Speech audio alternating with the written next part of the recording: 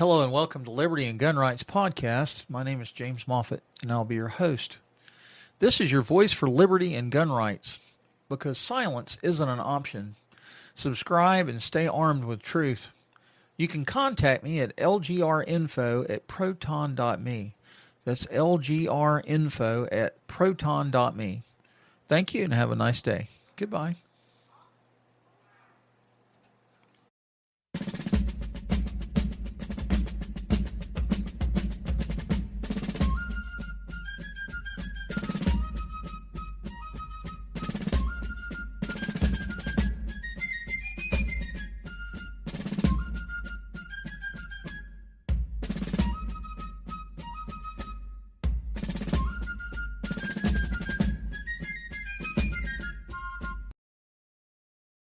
Hello and welcome to Liberty and Gun Rights Podcast. My name is James Moffitt, and I will be your host. Today we have Crom Carmichael that is going to be our guest on this episode. Crom, how are you? Fine, thank you. How you doing, James? I'm doing great. As I told you before I hit the record button, my wife and I were sitting in front of the TV on YouTube watching the Charlie Kirk memorial service, the rebroadcast, the streaming. It was on Fox News. Of course, it's 5 hours long, and we're like 45 minutes into it, and then my Apple Watch buzzed, and I looked down at my watch, and it said, "You have an interview," and I'm like, "Oh no! Oh my God!" I said, "Hey," and then I just turned into the Flash Gordon, as I'm flying around the living room doing all my stuff, and I said, "I got an interview today. I'll be back." And thank you for your patience, and I literally.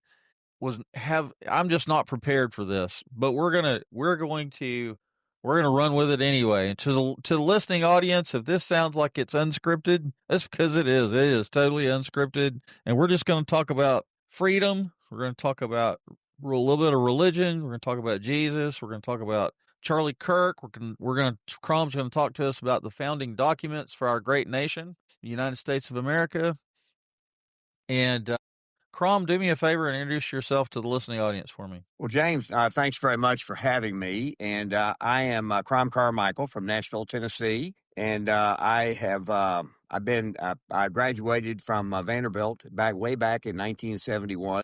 And to give you just kind of an idea of how long ago that was, tuition at Vanderbilt when I went to Vanderbilt was $4,500 a year. And I started a company, and I've been a serial entrepreneur essentially all of my life. And I've backed over 70 entrepreneurs in businesses, had some very, very nice exits, some hole in the grounds, and that's all part of that experience. But I started a company in 1985. At that time, it was called Knowledge Products, and we produced audio cassettes on history's most influential thinkers. And we marketed them kind of like Time Life books, because I figured out that when I was in college, I wasn't a student of history. I wasn't a very mature person, and I didn't understand how important it was to understand the ideas that literally have changed the course of history throughout the last 2,000 years, and in fact, even longer than that.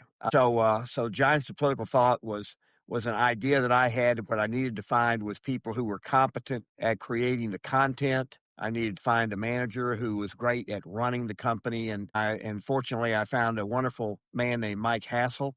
He became my partner in the venture, and he oversaw all of the not really the script writing, but all of the editors and all of the writers. And he made sure that all the trains ran on time. And we delivered 130 programs over 11 years. And we never missed a single date. And when you're producing highly produced, highly recorded 3-hour programs once a month, that was a great accomplishment. But the first series we did is called The Giants of Political Thought. And the very first pair of tapes that we did were on common sense and the Declaration of Independence. And then included in the rest of the series would be programs like The Wealth of Nations. We covered the Communist Manifesto. Even though I don't agree with Karl Marx, it's important to understand his ideas to be able to combat them. The Social Contract, once again, the Social Contract, I don't agree with the ideas, but they were the foundation of the French Revolution, which is an important historical event, needs to be understood by all thinking people and people who love liberty. Is to understand what caused that terrible uprising in a country, democracy in America, the Federalist Papers, 2 treatises of government. These are all included in our programs. And James, as you said, I love talking about the founding documents of our country, and in fact, that period of about 20 years from the beginning of the Revolutionary War through the Constitution and the Bill of Rights is an absolutely fascinating time, and it is that period in time that makes America a unique country in the history of the world. We're, except for 2 particular groups, which I'm happy to talk about, we were a self-selected society, and the people who came to America were either fleeing persecution, generally religious persecution, or they were looking for opportunity. They were Europe's entrepreneurs, and they were leaving something that they knew, and they were coming to a country that they knew little about, that had very little infrastructure, and there was enormous risk. But they took that risk and arrived here. And to give you kind of an interesting data point for today that kind of speaks to what we're talking about here is that the United States has over 8 companies that are worth more than, have a market capitalization of more than $1 trillion. It has 5 companies worth more than $3 trillion. The largest company in Europe has a market capitalization of $450 billion. The largest market cap company in Japan has a market cap of $400 billion. The largest company in China has a market cap of $450 billion. So what you can see here is that within the American DNA is an entrepreneurial spirit that builds massive companies which hire thousands and thousands of people and lifts the standard of living and prosperity for everybody who makes an attempt to participate. That's amazing. Well, we as Americans, our country's made up primarily of immigrants. Yes. The only Native Americans are Indians. And if you know anything about American history, you know how we treated them. Yes. Not Well, the American Indians and the slaves that were brought over here in bondage would be the two. They would be the 2 groups of people here who well, in the case of the indigenous population that was already here, they certainly didn't choose the American way of life. They had their own, and the slaves who were brought here in bondage, they didn't choose to come here for the same reasons that other people did. And so they would be the 2 populations that I alluded to earlier. A more recent population, to the extent that it exists, and it does to some level, are people who immigrated here primarily to take advantage of a welfare system. And I'm not saying that is a significant percentage of the illegal immigrants who've come here, but it is not a small number. It also is part of the construct of our country. right. Well, I'm very pro-American, and I'm very pro-liberty, and I'm a naturalized citizen. My parents were a military family, and my dad was a drill instructor in the Army, and he was stationed in Frankfurt, Germany. Got my mother, who is Austrian in descent, and she's from Austria, was from Austria. Neither one of them are alive anymore, but anyway, he adopted my sister and I out of a German orphanage in Aschaffenburg, Germany, and he Wow. brought my sister and I to America, and we got naturalized in 1984. I was an 8-year-old boy standing in a federal courthouse in Dallas, Texas, and I and about, I don't know, 30 or 40 other people, children and adults alike, who became United States citizens. So I am the person that you don't want to burn an American flag in front of. Yeah, That does not sit well with me. that's a wonderful story. It truly is. Yes. And I am do I think that the United States of America is perfect? No, absolutely not. But I do think it's probably one of the best countries on this planet, right? I'm not a student of world geography or world governments or anything like that. But for my limited knowledge, I don't know of any other country that I would want to live in that is better than the United States of America. And so I'm absolutely patriotic. Absolutely support our forefathers, the U.S. Constitution and Bill of Rights. I think it's very, very important that Americans learn what the Constitution says and learn what the amendments to the Constitution and why they were written. I would dare say that our legislators in Washington, D.C., they need to reread the Constitution to the United States of America and reread the Declaration of Independence and the 10 Amendment, the amendments to the Constitution, because some of those people, I don't think they've ever even read it. I don't even think they know what the preamble is to the they don't And get it, you know? the other, I would also encourage, and it's not very long, the pamphlet that Thomas Paine wrote called Common Sense, that was written at the absolute perfect time. As John Adams said, the American Revolution was not the war. The American Revolution was the 15 years leading up to the war. And Thomas Paine wrote Common Sense 6 months before the war started. And so the ideas that caused the American people to rebel and to decide that they should be sovereign was 15 years in the making, sparked by common sense, and then articulated as well as it could possibly be articulated in the Declaration of Independence. And even reading the preamble of the Declaration of Independence and thinking about it is really, as you say, reading our founding documents. And so the ones I would also encourage people to read are the Articles of Confederation, not because they were great, but because when the people who wrote them, they thought they would last hundreds of years, and they took them 2 years to ratify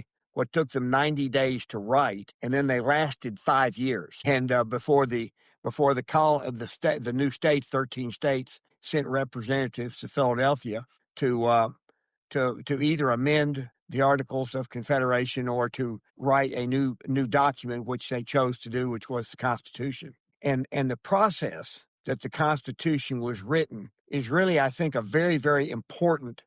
It's important for Americans to understand that you had these people who came to Philadelphia from 13 different states, and the only thing that they agreed on completely, agreed on was that the Articles of Confederation, as they existed at the time of the meeting, was insufficient, and that if they didn't make appropriate changes, that the country would disintegrate, it would fall apart. And so when you are forced to compromise and come up with something that makes sense to everybody, when you have all these different points of view, when you do that, it's really quite something. And that took them thousands of hours of debate. There was one point in there where Alexander Hamilton gave a 3-hour speech, essentially saying that we ought to change our country so that we are more like England, that we needed to have a president. When the president was elected,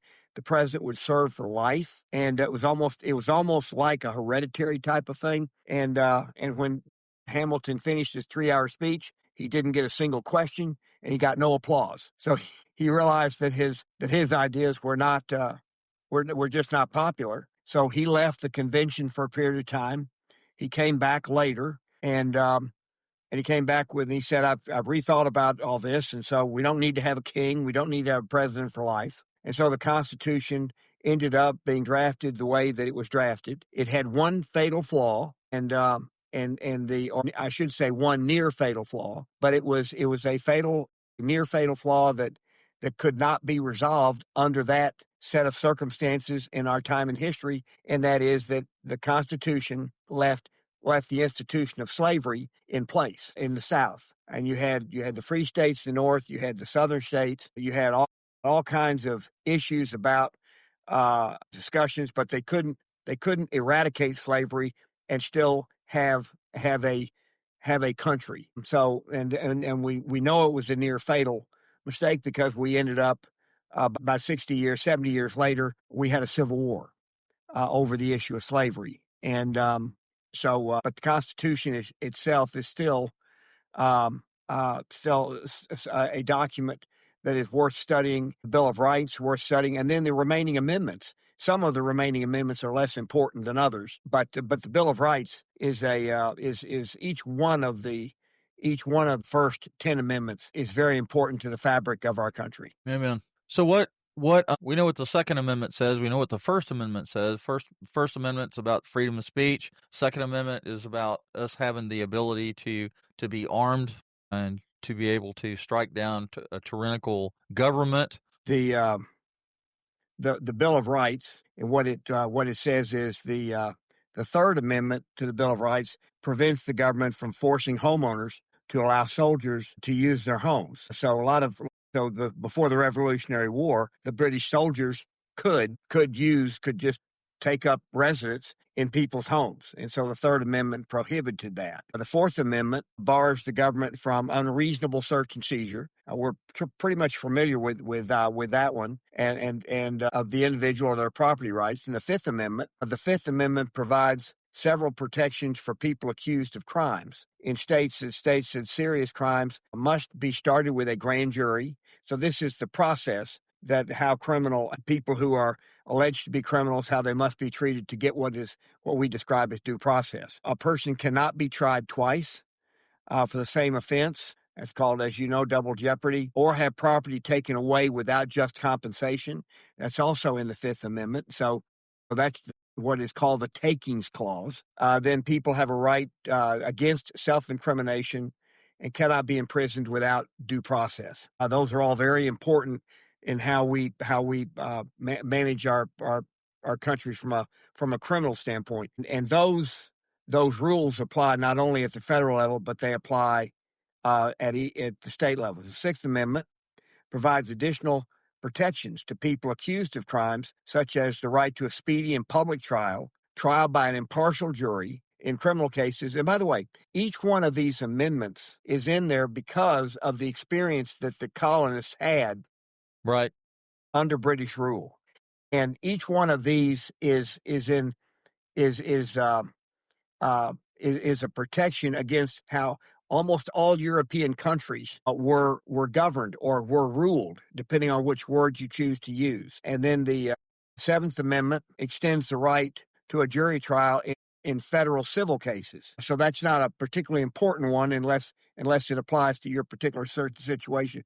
The Eighth Amendment bars excessive bail and fines and cruel and unusual punishment. In Europe, excessive fines was a way to keep your political enemies or your opponents in prison. So it was the way that government was used in ways that we would describe now. We call it, in the U.S., we've had a bit of lawfare lately. The Ninth Amendment states that listing specific rights in the Constitution does not mean that people do not have other rights that have not been spelled out. And that one is matched with the 10th Amendment that says that the federal government only has those powers delegated to it in the Constitution. If it isn't listed, it belongs to the states or to the people. Now, that last amendment has been ignored by the federal government at accelerating rates over the last 100 years. It started to unravel under FDR when he threatened to pack the court, and he said, if you don't allow some of these agencies to be allowed as constitutional, I'm going to add 4 justices to the Supreme Court. And the Supreme Court switched from being 5-4 against Roosevelt to being 5-4 for Roosevelt, and that kind of let the genie out of the bottle. Just to give you an interesting data point, James, 1923, Calvin Coolidge gave a speech. He was president of the United States. He gave a speech to a large group of employees of the Prudential Insurance Company. And during the speech, he said that the total federal spending was $2.3 billion, and that 2/3 of that was spent on defense, which means that total federal spending, not counting defense, was about $800 million. It is close to 10,000 times that now. So it just gives you an idea of just how big our government has become. And by the way, I would argue that it is the size of our government that makes things so divisive in our society today. Because I would argue that the Democrat Party is the party of government and the expansion of government, and that the Republican Party, certainly under Donald Trump, is the party that is trying to limit the power, especially the power of the federal government, and to shrink it. And there is a great battle going on there because government employee unions have about 7 to 8 million dues-paying members who pay $900 a year on average. which is $6 to $7 billion every year that they use to finance candidates who will agree to expand the power and the size of government. And so I think that's where the political battles are right now, is between bigger government or smaller government. And Right. if I could do one thing, if I could wave one magic wand and change one policy, it would be to eliminate all government employee unions, which would then force Democrats to raise money on a voluntary basis to run their campaigns, rather than be financed by people who, by organizations. I shouldn't say people, because it's not the government employees. It's the head of the unions that dictate the political positions that the unions will take. Well, that's interesting. I didn't even know that. Well, I try to look at cause and effect, and when I'm trying to do my own planning, I try to as Wayne Gretzky said, the thing that he thinks set him apart from other hockey players was he was able to anticipate where the puck was going to be, and that's what he focused on better than his other players. And if he was correct in anticipating where the puck was going to be, then he was often free at that moment to do all those magic things that he could do with the puck. Okay. So being able to kind of look forward is, I think, it's something that you should consciously try to do. So, what formative experiences shaped your views on liberty and limited government? Gosh, that's a great question. I think that when I think of, I'm going to go back to what we talked about earlier about some of these large companies in the U.S. versus the rest of the world. Innovation is something that you can never. It is impossible to identify where innovation is going to come from, because you can't even identify what innovation is until after you see it, which by definition means it's after the innovation exists. And there are just countless examples of people who have taken ideas to large companies. One of the great examples is Xerox.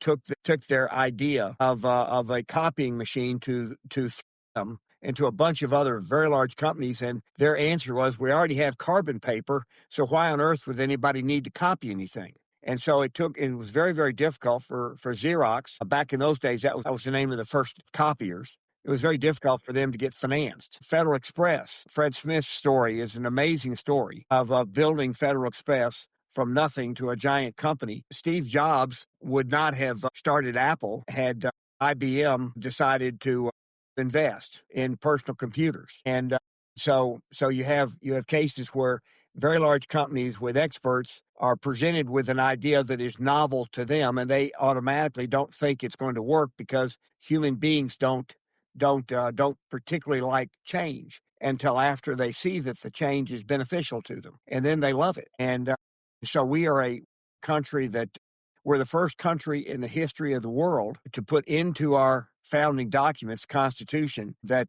Congress shall pass laws to protect intellectual property. Originally, the intellectual property was copyrights for writing or for anything like this, but it also included intellectual property for inventions. And then the laws were written that says that an inventor can file for and receive a patent for a novel idea, and then be given a period of time to exploit that patent exclusively. And so you have 21 years once you invent something that is new and you've received a patent. You have 21 years to take advantage of that before you've lost your patent, and anybody can do it. Wow. I'll give you kind of an interesting. interesting example of one that we're all familiar with. It was about 24 years ago, maybe 25, that Gillette came up with the first multi-blade razor, and it had either two or three blades instead of one. And they filed for a patent and got a patent on multi-blade razors. And they owned that space for 21 years. But then when their patent expired, the Dollar Shave Club launched, and Harry's Shave Club launched, and then others got into the business. It was having that patent that gave them the ability to grow that. And for entrepreneurs who don't have money but do have a patent, do have an idea that they've been able to get a patent, it's having that right to exploit it that allows them to attract capital, so that then the people who've invested the capital can make money along with the owner of the patent. And in the days before, patents were were issued and protected in England or in Europe, especially back in the days of kings. The only people that the kings wanted to know about inventions was to create weapons that could help them either defend or fight wars. And so you went for a period of 750 years from the year 1000 to the year 1750, where James, in no 100-year period did you see a discernible change in the standard of living. And I mean, and the standard of living was very, very low. It was just above starvation, and that's where it was for 750 years. And you are old enough. You're not as old as me, but you're old enough to be able to describe some of the changes that you've seen in your lifetime, and that would only be 40 or 50 years. And so just imagine things not changing hardly at all for 500 or 600 years. It's just amazing. And that's so my love for America is a love for the idea that people can create, people can strive. And that's what, we talked before we got on, started the podcast. We talked about Charlie Kirk, and that was Charlie Kirk's message. That's why his assassination is just such a terrible tragedy. But I'm very hopeful from watching the memorial service that Charlie Kirk, the people who have built Turning Point USA into the organization that it is today, will be able to continue without Charlie Kirk, as special a person as he was. I'm hoping that they can build on that, and there's certainly momentum for it. Well, we had just started watching the memorial service on YouTube, as I said earlier, and we were like 45 minutes into it, and then my watch vibrated and said, "Hey, you've got an interview." I'm like, "Oh my God." So, but to that point, I was not that familiar with Charlie Kirk. And I had heard of Turning Point, over the years. And I probably heard about Charlie Kirk, but he wasn't really on my radar per se. However, from what I can see on the memorial service, I mean, they packed out a 63,000 person football stadium, and there Yeah. were like tens of thousands, 100,000 people in overflow areas outside of the stadium. And so while it's tragic that his life was ended at 31 years, I think his legacy is going to certainly live on. And I think Turning Point is going to just explode. I think that people are, I mean, if you're like me, I read on medium.com, Substack, the internet. I read a lot of articles and stuff, and I not only read, what the Republicans are saying or what the conservatives are saying, but I also read the other side too. I read what the liberals, and Democrats are saying, and there's a lot of shock in disbelief in the fact that this event hasn't caused division, caused us to, like, there was no rioting in the streets, and the buildings weren't burned down. I think they were totally unprepared for the response that they're seeing, right? Now, when you say they, are you talking about the Democrats Party in Yes. particular?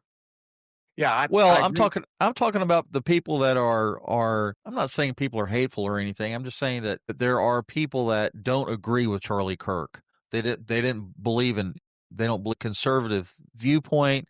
They don't believe in faith. They don't believe, everything that Turning Point stands for. They were against that, right? And I think that there is a thought process amongst the left that believes that if Charlie Kirk was no longer there, that it would cause that organization to falter or to crumble or to fail. And I think that's the exact opposite's going to happen. Yeah, the point you're making is a really good one, and certainly worth discussing just a bit, because I can think of a couple of people who were assassinated in the past who led movements, and one was Malcolm X, and he was, at the time of his assassination, he was head of the Nation of Islam, but you could tell from a lot of his writings and speeches that he was having second thoughts about exactly how the Nation of Islam should proceed. And so there was a battle going on within the Nation of Islam, and while it has not been proved, I think there's evidence to show that Malcolm X was assassinated by other people within the Nation of Islam. And so when Malcolm X died, everything that he thought died with him. And when Martin Luther King, he had the Southern Poverty Law Center. as an organization. And when Martin Luther King was assassinated, the Southern Poverty Law Center more or less died along with him. But in Charlie Kirk's case, Charlie Kirk had built an organization of 3,500 chapters on mostly college campuses, but some high school campuses. He had 300 employees, and he has he built a very deep infrastructure within his company, and some very dedicated people. And so his situation, plus you have technology, which did not exist at the time of Martin Luther King, and you have technology and the ability to communicate in ways that was not possible back then. Back then in 1968, there were only 3 networks, and if they didn't want somebody to say something to build a platform, they couldn't have a platform. So that's not the so circumstances are different, technology is different, and I think Charlie Kirk's message. And if you stop and think about, James, what Charlie Kirk did, he started at the age of 18 with maybe $1,000. He built an organization that is one of the most influential organizations in the world, and he changed people's minds, and that is what upset the Democrats more than anything else, was that he changed people's minds, and not just in a political sense, but in a cultural sense. He started when his first few years, and I know a good bit about Charlie Kirk. I've been a supporter of Turning Point for the last 3 years, and have attended some of their events, but Charlie Kirk started where he was essentially preaching an economic message, which fit with his overall worldview, but it was mostly about economics. And then in the last few years, he has incorporated with his economic message much more of a spiritual and a cultural message, where it's about the importance of having family, the importance of having children, the importance of having your priorities right, the importance of Jesus, the importance of God. And as he said, once people experience prosperity, and they experience prosperity from liberty, they want to know what the source of liberty is. And the source of liberty is not government. Only government can take liberty away. Right. And so when Charlie Kirk would articulate that message, anybody who lived off of government was threatened by Charlie Kirk's message. And certainly the government employee unions were threatened by his message, and his movement just kept building and building. But what's fascinating to me, and I don't know what's going to happen here, but what's fascinating to me is he had 3,500 chapters and 300 full-time employees. From the time he was assassinated until yesterday, there were like 65,000 applications, 65,000 applications for new chapters. That literally boggles my mind as to how you can possibly manage that. So, but I think very much that a lot of this is God driven, and so I am hopeful that the ideas that used to underpin American culture have a resurgence. I think that we've gone through a lot of battles over race and issues around race and issues around gender, and I'm talking about now male versus female, not including other ideas of gender. And I think that we have a tremendous opportunity, but we also are going to be the people that live off of government they're certainly going to resist. Yeah, When I say absolutely. when I say live off of government, I don't mean people who are welfare recipients. I mean the bureaucrats. I mean the lawyers who, in some cases, big pharmaceutical companies that live off of Medicare and Medicaid and mandated vaccines and all of these types of things. There'll be a lot of resistance. Yeah, I am. I don't watch a lot of TV. However, when I turn I was off today, so I turned on the TV, and I like to watch News Nation. And it's like every commercial is a drug. These pharmaceutical companies are pushing drugs for every known ailment to man, and I think they're creating some just so they can make the drug and push it on us. And it just baffles me how pharmaceutical companies can push these ads out via cable TV, and it's just crazy. Yeah, and part of that is that the customer doesn't pay for the product. Generally, the insurance company pays for it or the government pays for it. And so the prices are not set by the market. The prices are set by a negotiation between bureaucrats, either for the drug companies or for the insurance companies or the government.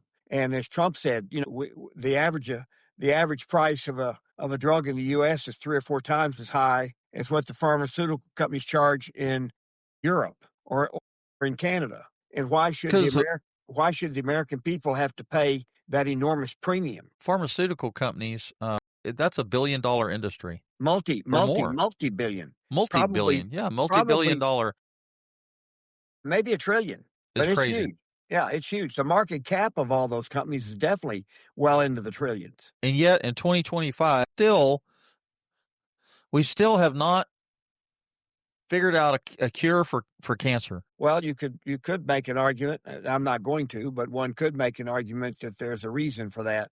But I was talking with somebody today, had coffee with him this morning, and he is convinced that AI, and I think you heard this if you saw the press conference that included President Trump and Larry Ellison, and they were talking about all the things that are going to happen that'll be beneficial in healthcare that are AI driven. Now, those are not pharmaceutical. Those are not pharmaceutical remedies. Those are different kind of remedies, and they are true solutions, not just treating something that's chronic. I mean, the best customer for a pharmaceutical company is somebody who's 20 years old with a chronic disease if they're going to be on medication the rest of their life. Right. And for So me as a general, just as an overview, I think that putting chemicals in your body is not natural. And so I don't think it's I'm 77 years old, and I am thank God I take no prescription drugs as a 77-year-old.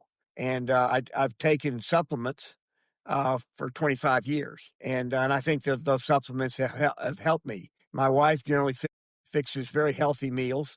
The only time I eat unhealthy is when I'm not at home, and so I'm not the world's healthiest eater, but I'm generally healthy. But I've been a very strong believer in supplements, natural supplements, as opposed to pharmaceuticals. I would agree with that. What lessons from the founding fathers are most urgent for modern America, do you think? Well, I think Charlie Kirk did a great job of articulating that when he would talk on college campuses, because on college campuses, especially men have been under attack for about, I'm going to say at least 20 years. And the attacks have become more and more and more intense, where you hear this term toxic masculinity. Well, what in the world is toxic masculinity? I mean, it's anything that isn't, quote, feminine was toxic masculinity. And so Charlie Kirk would go on college campuses and he would call that out. He'd say, that's the type of thing he did, and it upset the college administrators, it upset the bureaucrats. And so I think that the size of government under Biden had gotten to be unsustainable. And when you see Trump, how much the left, how angry they got when Trump tried to rescind $9 billion. I mean, $9 billion out of a $7 trillion budget is less than $1. It's about $1 out of 1,000. Now think about that for a second. If somebody's making, in fact, that might even be, it'd be 1 in 10,000, wouldn't it? I'm just trying to think here. $9 billion, $100 would be 900. So it'd be 1 in 1,000. And so that would be saying that if I'm making $100,000 and I had to cut $1,000 out of my spending, it would destroy my life. That's really the way the bureaucrats looked at it. But yet, on the other hand, we were running $2 trillion of increasing debt every 12 months, and they had no solution for that. And so for me, the biggest single issue that we face is there is an entrenched group of interests that depend for their very high standard of living on very large government, and they are the ones who are resisting Trump every step of the way. Right. Do you believe the Constitution is under threat? And if so, by what forces? Well, the Constitution is definitely under threat in the sense that the Democrats, if they had not been for Joe Manchin and Christian Sinema, who came out very early on when Biden was elected, they came out very early and said that they opposed adding states to the union and also opposed expanding the number of justices on the Supreme Court. And so consequently, the Democrats did not have enough votes in the Senate. And then after the midterms of Biden's presidency, the House was controlled by the Republicans. And so the idea of expanding the court died because they had no mechanism to do it, and expanding the number of states. But Democrats have been fairly open that if they do regain power and have the authority, get enough votes in the House and Senate, they'll destroy the filibuster. They'll add 4 members to the Supreme Court at least, and they will expand the number of states. And they will do everything they can to make it much, much more difficult to defeat them, which means that if it's much, much more difficult to defeat them, then things would have to get very, very bad under their leadership to replace them.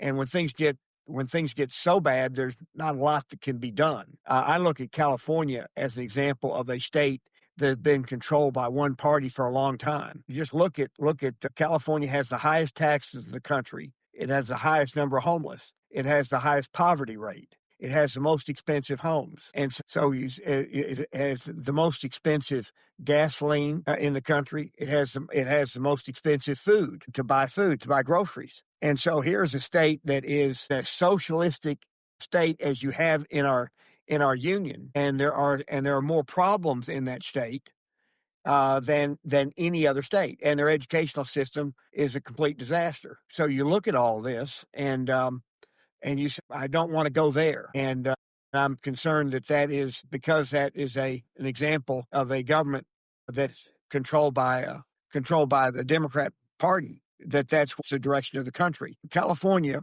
just to stick on this for a moment, California has 11% of the population of the United States. It has 24%. Wow. It has 24% of the government employee unions members. So the government employee unions in California are enormously powerful within the state of California, and they export a lot of their dollars, but they absolutely control with an iron fist the Democrat Party in California. And so if you're a Democrat who thinks that state needs to go in a different direction, you will be beaten in the next primary. What advice would you give to young entrepreneurs who want to make a difference politically? Who want to make a difference politically? Well, if you're an entrepreneur, you're going to build a business. You have the first thing you have to do is if you've got a family, you have a family that you have to focus on. You have a business that you have to build, and then I suppose politically you have to pay attention. I'm not sure there's much else that you'd have time for right. to do other than cast your vote. I think that so if an entrepreneur, there's so many businesses that I've helped support over the years, and if there's any one thing, I have backed some great ideas that were poorly executed and they went broke. I backed some average ideas that were extremely well executed and they were very successful. Now, obviously, the best thing you can do is back a great idea that is extremely well executed, and then you get these companies that are worth enormous amounts, like Amazon or Facebook, any of those. But I would encourage entrepreneurs or young people who have an entrepreneurial bent to think very carefully about their idea, to have very, very detailed plans, have a very, very good idea of what their costs are going to be. If it's a technology company, I would encourage them, if it's at all possible, if they need to have a full-time job to keep the lights on and they want to use their nights and weekends to build their technology. If you build the technology first before you raise money, you'll have a much better chance, A, of raising the money, and secondly, of not having to give up too much of your company. If you have only an idea and you don't have the technology built, it's very hard to raise money, very hard, and you have to give up an immense amount. And then if you're building a business, I'm going to give an example of a business that is built by location. Where you live, do you have Raising Cane chicken? I'm not sure. I've heard of that, but I don't know if we have. I don't know if that's in Charleston or not. Maybe it is. Well, Charleston, South Carolina? Yeah. Okay. Well, if you ever get a chance to go to one, go and because here's what you'll find. If you go through the drive-through, they only sell chicken tenders, and they make really good chicken tenders, and they have a wonderful sauce that goes with the chicken tenders. If you get 2 chicken tenders, you're going to get French fries. If you want coleslaw, then you have to buy 3 chicken tenders, and you're going to get French fries and coleslaw. Those are your 2 choices. Then if you want to buy a tub of chicken tenders, you can do that. But they limit your choices to just a very few things. Okay. And that way you go through the drive-through very, very quickly. And the number of employees that they have to make a very, very limited menu. And so he has been able to grow that business at an incredible pace. So if you're going to grow a business by location, it is important that you get every little detail of the size of a location, the amount of space it takes, the build out of the location, all those details. It is absolutely crucial that you have the best product you can have, and then the least expensive build out to meet your needs. And that means standardizing. It doesn't mean you have to have cheap stuff. You can buy a light fixture. If you don't know what you're doing, you'll pay $200 for a light fixture that you can, if you just looked for a little bit, you find a light fixture that looked just like that one and that worked just as well for $40. Just doesn't have the same brand name. So it's little things like that. And I love the entrepreneurial spirit of younger people. You want to make sure that your personal living expenses are as low as they can be while you're in that early phase. Charlie Kirk, for example, went a number of years where he lived. I think he lived in his folks' basement as he was building Turning Point. He lived on almost nothing. Money was not something that he cared much about. And he was single and lived cheap and drove probably a very old used car and built Turning Point. And we should be very thankful for that. Amen. Well, Crom Carmichael, thank you for being on the show today. I appreciate your knowledge, your wisdom, and thank you for sharing what you have about the founding fathers and the Constitution and all of that. Well, I'll just end by saying, James, thanks for having me. And for those who are interested in ideas that have changed the course of history, they can go to giantsofpoliticalthought.com, giantsofpoliticalthought.com, and we sell our audio programs there. You also get you have to download an app, and when you buy it, you then download our app. It has all of the audio, it has the transcripts, and it has questions about each of the programs. And so it's a very, very inexpensive way to get what I think is an additional amount of education. So I appreciate you letting me mention that also. Oh, absolutely. Well, to the listening audience, I'm going to say thank you for the privilege of your time. You can catch this podcast. I try to crank out a new episode every Friday morning at 8 a.m. You can catch it on Apple Podcast, iHeartRadio, Spotify, and all the different places that you get your podcast episodes. So thank you for listening. If you listen to an episode on Spotify or Apple Podcast, leave a review and let all your friends, family, and Second Amendment supporters know about it. All right, and we'll talk to you later. Thanks, Bye-bye. James. Thank you. Okay.